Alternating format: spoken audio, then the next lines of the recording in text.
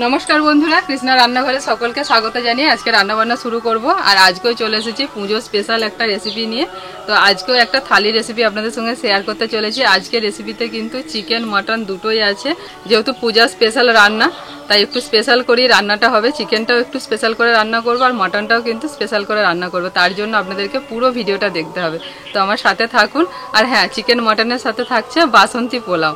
আর যেহেতু বাঙালি থালি, তার সাথে একটু গরম গরম ভাজা না হলে চলে, একটু বেগুনি ভাজা থাকছে, চাটনি পাঁপড় মিষ্টি। এই হচ্ছে আজকে আমাদের থালি। তো পুরো ভিডিওটা আপনারা দেখুন, আপনাদেরকে অনুরোধ করছি। তো এই থালিটা আপনারা নবমীর দিনে বানাতে পারবেন। আজকে রান্নায় আমার কিছু কারি পাতা লাগছে, কারি পাতার গাছ থেকে কিছু কারি পাতা তুলে নিই। দেখো নিচের গুণেই পচে আছে, জানো? হ্যাঁ, এখান থেকে খুব সুবিধে, কিন্তু এই গাছটা হয়ে নাহলে আবার কিনে আনতে হতো। ব্যাস এতেই হয়ে যাবে। এটা নিয়ে না, আর লাগবে না।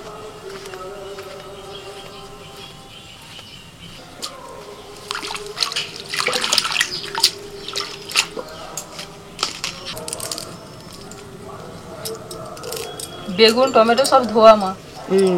মোটামুটি রান্নার সবকিছু গুছিয়ে নিয়ে বসে পড়েছি। আর এই যে মটন নিয়েছি, মটনটাকে কিন্তু খুব পরিষ্কার করে নিয়েছি। একদম মটনেতে ছোট ছোট লোম থাকে, সেগুলোকে বেছে পরিষ্কার করে আমি নিয়ে নিয়েছি। আর এদিকে চিকেনটাকেও পরিষ্কার করে ধুয়ে নিয়েছি।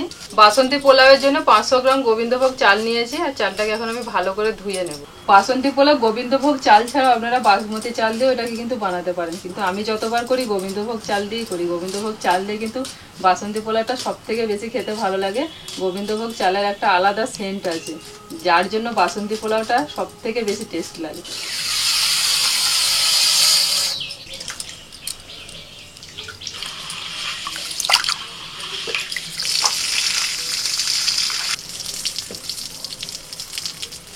বিয়ান খালি বাড়ি যাবো করছে, বলছে পুজো এসে গেছে, আমার নাতনিরা আসে।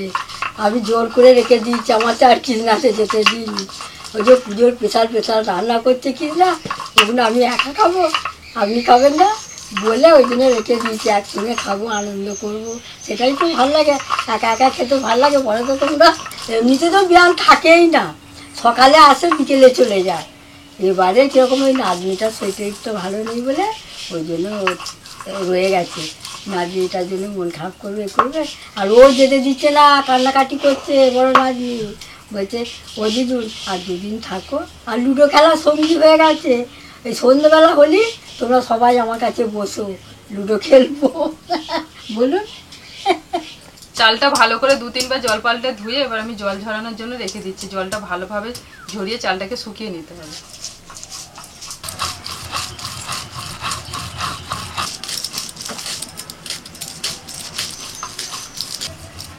কোটা বাটাগুলো তো রেডি হলো। এবার চিকেনটাকে প্রথমে আমি ম্যারিনেট করছি। চিকেনের মধ্যে দিচ্ছি লবণ, গোলমরিচের গুঁড়ো, 2 চামচ আদা রসুন বাটা, আর দিচ্ছি অর্ধেকটা পাতিলেবুর রস। আর কিছু দেওয়ার আছে? দাও দিদি, দাও, আর মাখিয়ে দি, দাও। বসে আছি, সেটুকু ভালো লাগে না, দাও। এই তো সব সবজি ফবজি কাটলেন, দূর বসা একটু ভালো লাগে। আর কিছু দেওয়ার নেই মা। কি তোমার সবজি কাটা? দুটো পেঁয়াজ কেটেছি, তা আবার 15 মিনিট আগে। ওটা ভালো করে মাখান, দিয়ে ঢাকা দিয়ে রেখে দেবেন। আচ্ছা, ওটা আর কিছু দেওয়ার নেই।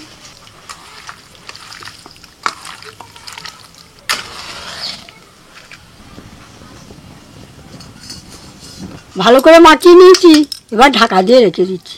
চিকেনের জন্য আমি এখানে কিছু গোটা মশলা নিয়েছি, এগুলোকে শুকনো কড়াইতে ভেজে নেব। গোটা জিরে, গোটা ধনে, শুকনো লঙ্কা, এলাচ, দারচিনি, লবঙ্গ, এখানে আছে জায়ফল, জয়িত্রী।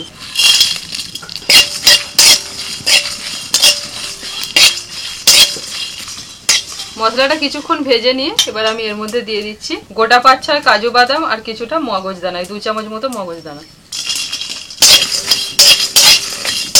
তার সাথে দিচ্ছি কসুরি মেথি। মশলাটা হয়ে গেছে, নামিয়ে নিলাম। এবার আর একটা আমি মশলা তৈরি করব, সেটা হচ্ছে মটনের জন্য। কড়াইতে অল্প করে সরষের তেল দিয়েছি, আর ওর মধ্যে দিয়ে দিচ্ছি আমি পেঁয়াজ। পেঁয়াজগুলোকে একটু বড় বড় করে কেটে নিয়েছি।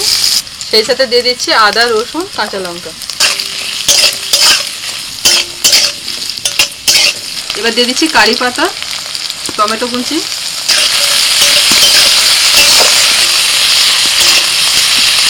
এলাচ, দারচিনি, লবঙ্গ, গোটা ধনে।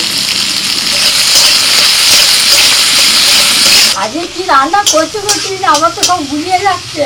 যা মশলাপাতি দিচ্ছ তুমি। আপনি শুধু দেখুন আর সব শেষে টেস্ট করে বলবেন বন্ধুদের যে কেমন হয়েছে আজকে চিকেনটা, মটনটা। ঠিক আছে? এটাই হচ্ছে আজকে আপনার কাজ। হ্যাঁ, কিচ্ছু বলাতে হবে না। বিরিয়ানি 2 রকম মাংস টেস্ট করবো। একদম। মশলাটা হয়ে গেছে, এবার নামিয়ে নিচ্ছি। টমেটো চাটনি বানাবো, তো প্রথমে টমেটো চাটনিটা করে নিই। মশলাগুলো তো সব রেডি হয়ে গেছে, আর মশলাগুলোকে আমি মিক্সিতে বাটার জন্য পাঠিয়ে দিয়েছি। কড়াইতে অল্প সরষের তেল দিয়ে তার মধ্যে আর দিয়ে দিয়েছি একটা তেজপাতা। এবার দিয়ে দিচ্ছি টমেটো।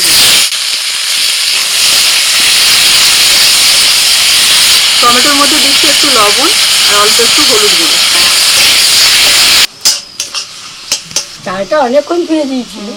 এবার কি দেবে দাও তুমি? চালের সব জলটা ঝরে চালটা একদম এই দেখুন ঝরঝরে হয়ে গেছে। এবার চালের মধ্যে কিছু জিনিস দিয়ে দিচ্ছি। দিয়ে দিচ্ছি আদা বাটা 1 চামচ, হলুদ গুঁড়ো, লবণ, 1 চামচ ঘি, আর দিচ্ছি গরম মশলার গুঁড়ো ছোট চামচের 1 চামচ। এবার মাখান।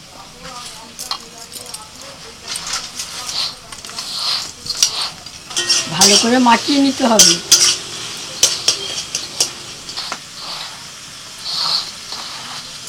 টমেটোটা ভালো করে গলে গেলে দিয়ে দিচ্ছি চিনি। এবারে চিনির দানাগুলো মা কত বড় বড় এনেছে।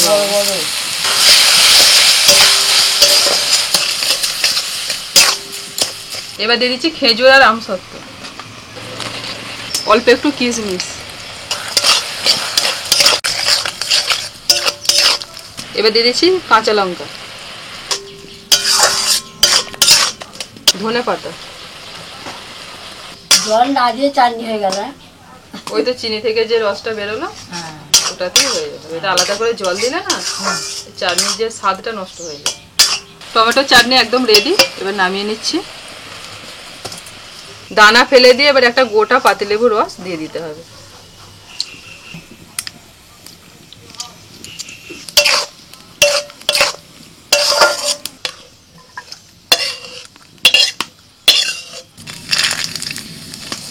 কড়াইতে সরষের তেল দিয়ে ওর মধ্যে ফোড়ন দিয়ে দিলাম।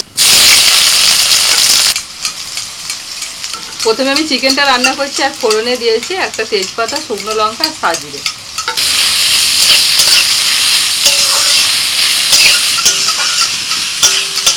বেগুনি হবে তার জন্য নিয়েছি বেসন, চালের গুঁড়ি, জিরে গুঁড়ো, হলুদ গুঁড়ো, নুন। পেঁয়াজটা অর্ধেক ভাজা হয়ে গেছে। তো পেঁয়াজটা দেখুন ঠিক এইরকম ভাজা হবে। ঠিক সেই সময় আমি যে চিকেনটা ম্যারিনেট করে রেখে দিয়েছিলাম দিয়ে দিচ্ছি।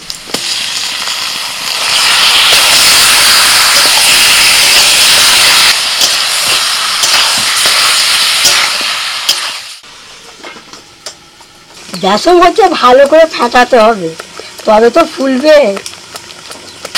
5 মিনিট মতো ঢাকা দিয়ে দিয়েছিলাম, আবার একটু নাড়াচাড়া করে দিচ্ছি। এবার এর মধ্যে আমি মশলা দেবো। দিচ্ছি টক দই 100 গ্রাম, 1 কেজি চিকেনে 100 গ্রাম টক দই। টক দইটা একটু লবণ দিয়ে ভালো করে ফেটিয়ে নিয়েছি। এবার সেই যে প্রথমে ভাজা মশলাটা বানিয়েছিলাম সেই ভাজা মশলাটা দিয়ে দিচ্ছি, আর দিচ্ছি 1 চামচ হলুদ গুঁড়ো।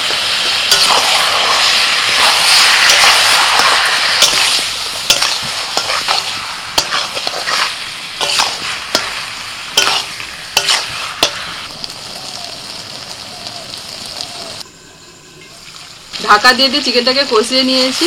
আর দেখুন চিকেনটা পুরো কষানো হয়ে গেছে, একদম মানে হাড় থেকে মাংস ছেড়ে যাচ্ছে। এবার আমি একটু জল দিয়ে দিচ্ছি চিকেনটা, একটু নাড়াচাড়া করে এবার জল দিয়ে দিচ্ছি।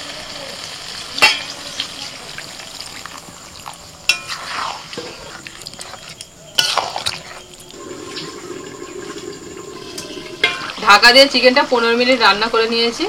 নামানোর আগে দিয়ে দিচ্ছি একটু ধনেপাতা কুচি।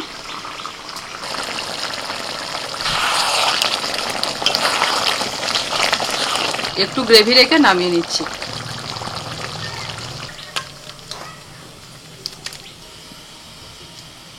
চিকেনটা তো রান্না হয়ে গেলে এবার মটনটা করব। প্রথমে মটনটাকে আমি প্রেসার কুকারে একটু সিদ্ধ করে নেব। প্রেসার কুকারের মধ্যে জল দিয়ে দিয়েছি, দিয়ে দিচ্ছি মটন, লবণ, কাশ্মীরি লঙ্কার গুঁড়ো, হলুদ গুঁড়ো,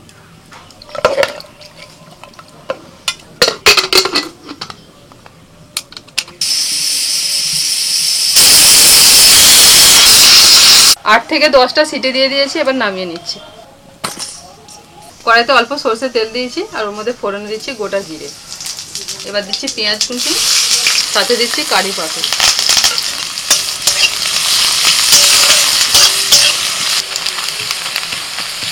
পেঁয়াজ ভাজা হয়ে গেছে, প্রথমে যে মশলাটা আমি করেছিলাম পেঁয়াজ আদা রসুন সব কিছু দিয়ে সেই মশলাটা দিয়ে দিলাম। মশলাটা মিক্সিতে পেস্ট করে নিয়েছিলাম। মশলাটা একটু হালকা নাড়াচাড়া করে নিয়ে আমি দিয়ে দিচ্ছি সিদ্ধ করা মটন।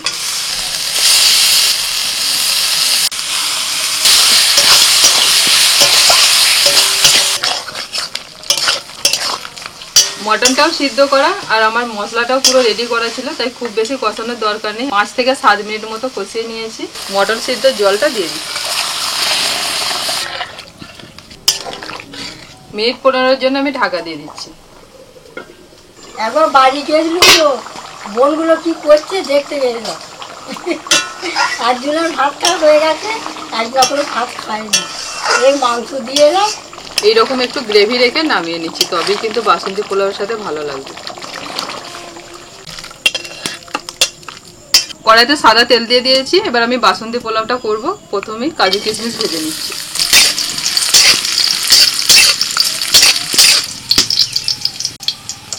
সাদা তেলের মধ্যে দিয়ে দিচ্ছি ঘি, 2 চামচ ঘি দিলাম, তেজপাতা, এলাচ, দারচিনি, লবঙ্গ। ফোড়ন হয়ে গেছে, এবার যে চালটা আমি একদম ধুয়ে ভালো করে ঘি মাখিয়ে রেখে দিয়েছিলাম গোবিন্দভোগ চালটা দিয়ে দিচ্ছি। চালটা একটু হালকা করে নেড়ে নেব, জাস্ট 30 সেকেন্ড মতো চালটাকে এরকম হালকা করে ভেজে নিতে হবে। নিয়ে দিয়ে দিচ্ছি জল। আমার 500 গ্রাম চাল আছে, আমি 1 কেজি জল দেব।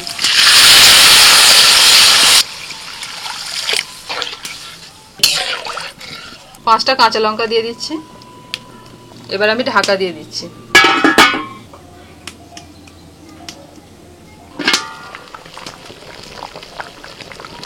পাঁচ মিনিটের জন্য ঢাকা দিয়ে দিয়েছিলাম। 5 মিনিট পর ঢাকাটা খুলে দিয়ে দিচ্ছি কাজু কিশমিশ আর দিচ্ছি চিনি।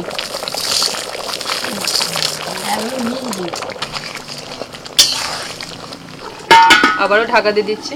সব থেকে যদি কম সময় লাগে কোনো ভাত হতে, সেটা হচ্ছে বাসন্তী পোলাও। মানে খুব কম টাইমের মধ্যে হয়ে যায়, জাস্ট 10 থেকে 15 মিনিটও লাগে, মানে 10 মিনিটের মাথাতেই হয়ে যায়। 5 মিনিট প্রথমে ঢাকা দিয়েছিলাম, আবারও 5 মিনিট ঢাকা দিয়েছিলাম। এবার খুলে দেখাচ্ছি আপনাদের কতটা হয়েছে। দেখুন পুরো জলটা শুকিয়ে গেছে। এবার আমি একটুখানি ভাতগুলোকে এইভাবে উপর নিচে করে দিচ্ছি। যেটুকুন জল জলে ভাব আছে এটা আমি নামিয়ে রেখে দিলে আস্তে আস্তে এটা শুকিয়ে যাবে। বাসন্তী পোলাও ঝরঝরে করার জন্য জলের পরিমাণটা একদম ঠিকঠাক দিতে হবে, যেভাবে দেখালাম ঠিক সেইভাবে করবে। এবার ঢাকা দিয়ে রেখে দিচ্ছি।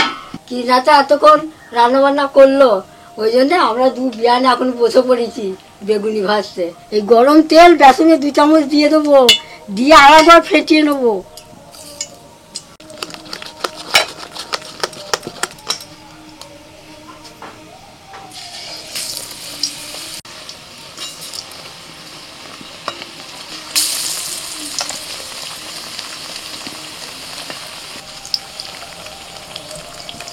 দেখো বেগুনি কেমন ফুলছে। মায়ের হাতে জাদু আছে, মা বেসন ফেটিয়েছে আর ভাজছে, ফুলবে না। আজকে যে আমি থালিটা বানিয়েছি সেটাই দেখুন সুন্দর করে সাজিয়ে নিয়েছি। তার থালিটা কেমন সাজানো হয়েছে কমেন্ট করে জানাবে। একদম বড় বড় বাটিতে যা চিকেন মটন সব হয়েছে সব দিয়ে দিয়েছি। পুজো পুজো মনে হবে কি করে, এই যে থালায় সাজিয়ে দিয়েছে, এই দেখি মনে হবে পুজো এসে গেছে। নিয়ে নেওয়া শুরু করে দিন। হ্যাঁ দেখো নিন বিয়ার, এসব ভাত শুধুই খাওয়া হয়ে যাবে। ও মা পাঁপড়টা পরে দিচ্ছি, নাহলে মিয়ে যাবে। আচ্ছা আস্তে আস্তে খান, আমি আছি বসে।